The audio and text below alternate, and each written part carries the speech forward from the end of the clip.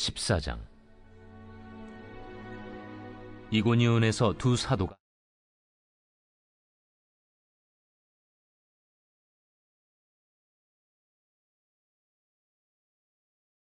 이방인들의 마음을 선동하여 형제들에게 악감을 품게 하거늘 두 사도가 오래 있어 주를 힘입어 담대히 말하니 주께서 그들의 손으로 표적과 기사를 행하게 하여 주사 자기 은혜의 말씀을 증언하시니 그 시내의 무리가 나뉘어 유대인을 따르는 자도 있고 두 사도를 따르는 자도 있는지라. 이방인과 유대인과 그 관리들이 두 사도를 모욕하며 돌로 치려고 달려드니 그들이 알고 도망하여 루가오냐의 두 성 루스드라와 더베와 그 근방으로 가서 거기서 복음을 전하니라. 루스드라에 발을 쓰지 못하는 한 사람이 앉아 있는데 나면서 걷지 못하게 되어 걸어본 적이 없는 자라. 바울이 말하는 것을 듣거늘 바울이 주목하여 구원받을 만한 믿음이 그에게 있는 것을 보고 큰 소리로 내 발로 바로 일어서라. 그 사람이 일어나 걷는지라. 무리가 바울이 한 일을 보고 루가오냐 방언으로 소리질러 이르되 신들이 사람의 형상으로 우리 가운데 내려오셨다. 바나바는 제우스라 하고 바울은 그 중에 말하는 자이므로 헤르메스라 하더라. 시외 제우스 신당의 제사장이 소와 화환들을 가지고 대문 앞에 와서 무리와 함께 제사하고자 하니 두 사도 바나바와 바울이 듣고 옷을 찢고 무리 가운데 뛰어들어가서 소리질러 여러분이여 어찌하여 이러한 일을 하느냐. 우리도 여러분과 같은 성경을 가진 사람이라. 여러분에게 복음을 전하는 것은 이런 헛된 일을 버리고 천지와 바다와 그 가운데 만물을 지으시고 살아계신 하나님께로 돌아오게 함이라. 하나님이 지나간 세대에는 모든 민족으로 자기들의 길들을 가게 방임하셨으나 그러나 자기를 증언하지 아니하신 것이 아니니 곧 여러분에게 하늘로부터 비를 내리시며 결실기를 주시는 선한 일을 하사 음식과 기쁨으로 여러분의 마음에 만족하게 하셨느니라. 이렇게 말하여 겨우 무리를 말려 자기들에게 제사를 못하게 하니라. 유대인들이 안디옥과 이고니온에 와서 무리를 충동하니 그들이 돌로 바울을 쳐서 죽은 줄로 알고 시외로 끌어내치니라. 제자들이 둘러섰을 때에 바울이 일어나 그 성에 들어갔다가 이튿날 바나바와 함께 더베로 가서 복음을 그 성에서 전하여 많은 사람을 제자로 삼고 루스드라와 이고니온과 안디옥으로 돌아가서 제자들의 마음을 굳게 하여 이 믿음에 머물러 있으라. 우리가 하나님의 나라에 들어가려면 많은 환난을 겪어야 할 것이라. 각 교회에서 장로들을 택하여 금식 기도하며 그들이 믿는 주께 그들을 위탁하고 비시디아 가운데로 지나서 밤빌리아에 이르러 말씀을 버가에서 전하고 아달리아로 내려가서 거기서 배 타고 안디옥에 이르니 이곳은 두 사도가 이룬 그 일을 위하여 전에 하나님의 은혜에 부탁하던 곳이라. 그들이 이르러 교회를 모아 하나님이 함께 행하신 모든 일과 이방인들에게 믿음의 문을 여신 것을 보고하고 제자들과 함께 오래 있으니라. 할렐루야. 오늘도 함께 성도님들과 말씀 나눌 수 있음에 감사합니다. 오늘은 사도행전 14장 말씀을 같이 나누고자 합니다. 오늘 말씀을 통해서 복음 전파를 힘쓰는 바울과 바나바에게 무엇을 배울 수 있을지 함께 배우면 좋겠습니다. 오늘 사도행전 14장을 볼 때는 장소와 사건 그리고 그 장소에서 바울과 바나바가 어떤 모습을 보였는지를 좀 중심적으로 우리가 보면은 좋겠는데요. 먼저 첫 부분에서 바울과 바나바가 도착한 지역이 있습니다. 그 장소는 이고니온이었습니다. 이고니온에서는 이 사람들이 양극화된 모습을 보여줍니다. 유대인들과 헬라인들 중에서 많은 무리가 바울과 바나바의 이 복음 전파를 듣고 반응하여 믿음을 가졌습니다. 하지만 예수 그리스도의 이름을 믿지 못하는 유대인들은 이방인들에게 선동해서 그들에게 악감정을 품게 하였다고 오늘 말씀에 기록되어 있습니다. 그 결과 4절에 기록되어 있기를 그 시내의 무리가 나뉘어 유대인을 따르는 자도 있고 두 사도를 따르는 자도 있는지라 라고 합니다. 이 도시에 예수님을 믿는 자들과 그들을 미워하는 자들로 나뉘게 된 것이죠. 그리고 복음을 받아들이지 않은 사람들은 두 사도를 모욕하면서 급기야 돌로 치려고 달려들기까지 했습니다. 그래서 어쩔 수 없이 두 사도들은 이고니온에서 멀지 않은 루스드라와 더베 주변에서 복음을 전하게 됩니다. 이 두 세력이 서로 부딪힌 것은 아니지만 서로를 향한 갈등의 분위기가 이 도시에 만연했을 것입니다. 하지만 바울과 바나바는 복음을 전하는 것에 있어서 들으려고 하는 자들에게만 전한 것이 아니라 일관되게 모든 일을 향하여 이 복음을 가지고 나아갔다는 것을 우리가 이 이고니온에서 그리고 그 이후의 행적에서 바라볼 수 있습니다. 여러분 혹시 알고리즘이라는 말 들어보셨나요? 이게 어떤 기술을 말하는 건데 이 알고리즘이라는 기술이 마케팅적인 측면에서 정말 혁명을 일으킨 기술입니다. 우리가 인터넷상에서 무엇을 클릭하고 또 무엇에 오래 머물렀는지 그리고 무엇을 시청했고 무엇을 검색했는지 이러한 것들을 데이터로 분석하는 기술을 말합니다. 다들 이런 경험을 해보셨을 거예요. 인터넷에 우연히 나타난 광고를 한번 잠깐 클릭해 봤더니 한동안 이 사이트에서도 비슷한 저 사이트에서도 비슷한 광고가 계속 나오는 것을 경험해 보셨나요? 저는 이제 반려동물이 없는데 반려동물의 사료를 검색했다가 한동안 반려동물 사료만 종류가 막 다양하게 광고에 나온 적도 있습니다. 그리고 유튜브 다들 시청하시죠? 유튜브 보시면은 홈 화면에 여러분들이 자주 시청하는 주제, 구독을 하지 않았어도 그 비슷한 주제, 스포츠면 스포츠, 드라마 쇼폼이면 드라마, 또 뉴스면 뉴스, 방송사도 내가 보는 방송사들로만 이렇게 세워지는 것을 여러분들이 조금 살펴보면 경험할 수 있습니다. 내가 좋아할 만한 것만 보게 되는 게 알고리즘의 어떤 본질적인 부분입니다. 그런데 많은 학자들은 과거에 비해서 현대 시대의 양극화가 더 심해졌다고 판단하고 있는데 그 원인 중 큰 부분이 이 알고리즘 기술 때문이다 이렇게 이야기하기도 합니다. 알고리즘이 우리를 비슷한 정보 속에 가두는 것, 그것이 좀 부작용이라고 볼 수 있는데 알고리즘이 그랬던 것처럼 이 이고니온에서도 마치 사람들은 자기 확신 속에 갇혀서 서로 이해하지 못하고 분열되었다는 것입니다. 복음을 믿는 사람들이 모여들자 그들에겐 이것을 믿는 것이 당연한 것이 되었고 복음을 믿지 않는 사람들이 서로 모여들자 복음을 믿지 않는 것이 당연한 것처럼 여겨졌습니다. 그리고 결국에는 적대적인 마음이 극에 치달아서 결국 믿는 자들을 향한 박해가 시작되었던 것입니다. 그러나 복음은 복음의 적대적인 사람들에게도 흔들리지 않습니다. 복음을 전하는 사람은 박해하는 자들에게도 박해의 사랑을 실천하는 그러한 사람입니다. 목회 데이터 연구소에서 무종교인들의 종교인 호감도 조사를 한 것이 있어서 제가 좀 살펴봤는데요. 이 조사에 따르면 불교인에 대한 이 무종교인의 호감이 가장 높았다고 합니다. 안타까운 일이죠.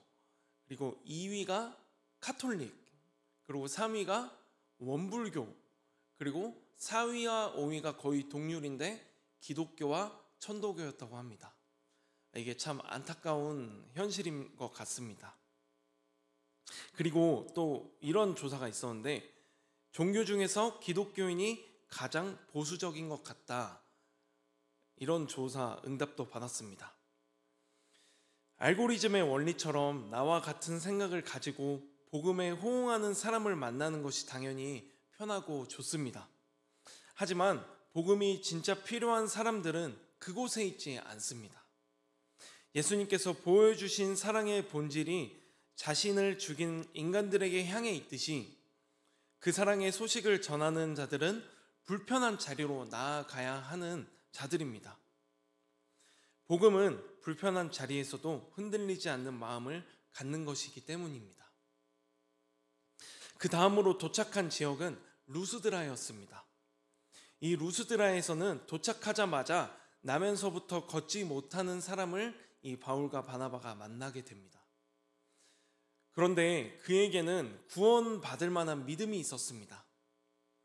그래서 성령 충만한 바울이 성령의 능력으로 그가 일어나 걸을 수 있도록 선포하였습니다. 그 일이 있고 나서 바나바는 제우스라고 소문이 나고 또 바울은 말하는 자라고 해서 헤르메스라고 소문이 났습니다. 이 지역 사람들이 숭배하고 있었던 이방 신들이었죠. 이렇게 한순간에 사람들에게 둘러싸여 모인 이들에게 신격화되어 버린 이 바울과 바나바가 자신들을 적극적으로 해명합니다. 사람들을 모아놓고 우리도 당신들과 같은 성정을 가진 사람에 불과합니다. 사실대로 말합니다. 그랬더니 경배하던 이들은 한순간에 돌변하여 이제 돌을 던지는 자들이 되었습니다. 정말로 사람이 그런 것 같습니다. 상황에 따라서 돌변합니다. 사람은. 내가 원하고 생각하는 대로 될 때에는 그것이 경배의 대상이 되기도 하지만 자신들이 바라고 또 생각한 대로 되지 않으면 언제 그랬냐는 듯이 돌변하는 것이 사람의 모습입니다. 미성숙한 신앙의 모습도 그렇습니다. 하나님 앞에 내가 복을 받았다고 생각할 때에는 하나님께 감사하는 모습을 가지지만 하나님 앞에 내가 고난받고 있다고 생각을 한다면 흔들리는 신앙에서 하나님을 원망하고 그러기도 하는 것 같습니다. 그런데 오늘 본문 말씀에서 바울과 바나바는 상황에 절대 흔들리지 않았습니다. 환영받을 때에도 박해받을 때에도 일관되게 복음을 전했습니다. 심지어 돌에 맞아 기절했다가 죽은 것처럼 되어 다시 일어났을 때 곧바로 더베라는 성에 가서 복음을 전하는 모습을 오늘 14장에서 우리는 볼 수 있습니다. 오늘 말씀은 무덤덤하게 느껴질 정도로 담백하게 바울이 일어나 그 성에 들어갔다가 이튿날 바나바와 함께 더베로 가서 복음을 그 성에서 전하여 많은 사람을 제자로 삼았다라고 전달하고 있습니다. 우리의 신앙은 어떻습니까? 우리의 신앙은 상황에 따라 흔들리는 신앙은 아닙니까? 아니면 상황과 상관없이 흔들리지 않는 복음을 분명하게 가지고 나아가는 굳건한 신앙입니까? 복음이 뿌리 박혀 상황 따위에 흔들리지 않는 그러한 복음, 그러한 강력한 복음을 마음에 가지고 살아가시는 우리 성도님들 되시기를 축복합니다. 이제 바울과 바나바는 자신들이 역사상 첫 파송을 받아 나갔던 선교, 우리가 1차 전도 여행이라고 부르는 그 선교 여행의 끝자락에 있습니다.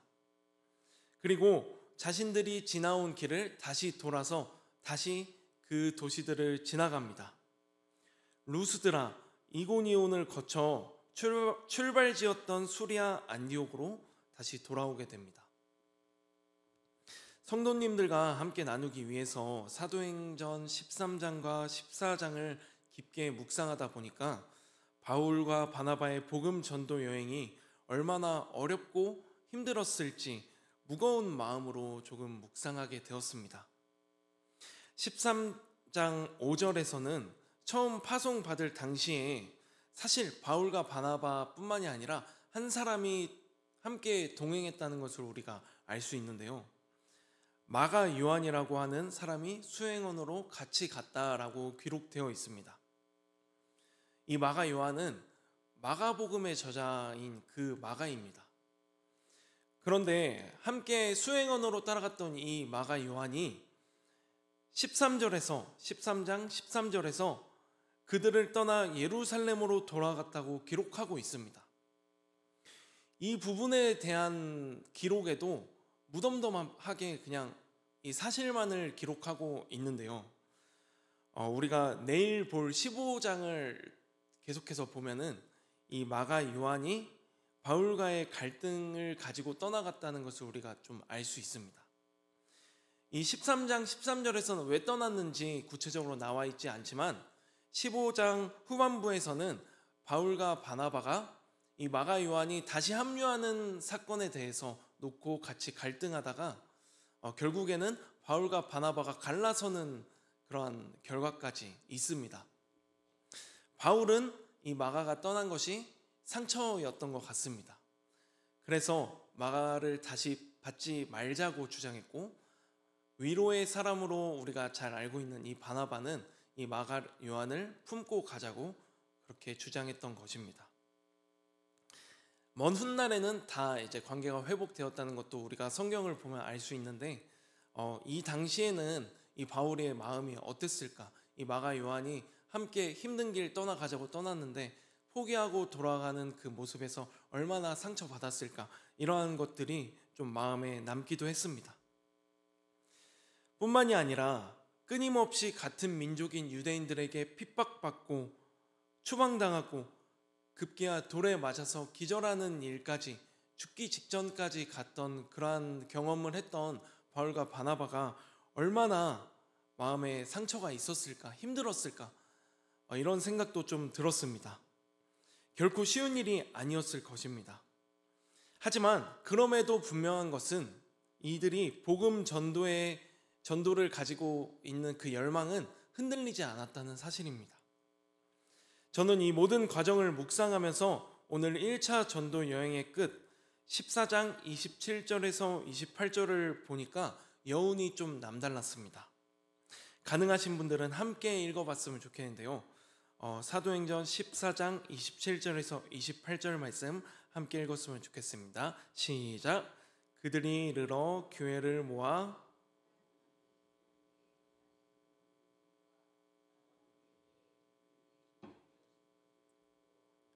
제자들과 함께 오래 있으니라.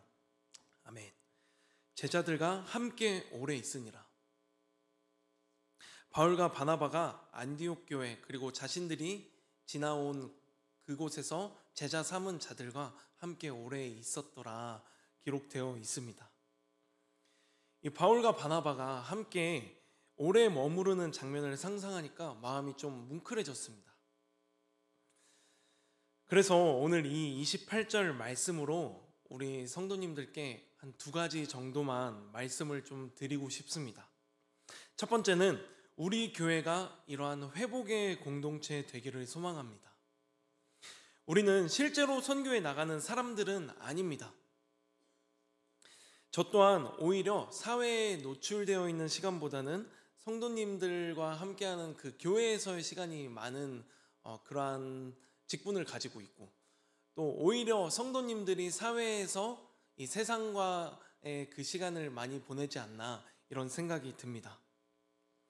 그러나 우리 성도님들은 세상 선교사입니다. 실제로 해외에 나가는 선교사는 아닐지언정 이 세상에서 그리스도인이 아닌 사람들과 만나는 세상 선교사입니다. 이 세상에 파송받은 전도자라는 것입니다. 그러므로 우리는 나에게 박해를 주는 사람에게도 박해의 사랑을 주는 복음 전도자로 서야 합니다. 또 루스드라에서 급변하는 상황 가운데서 흔들리지 않고 복음을 전해야 합니다.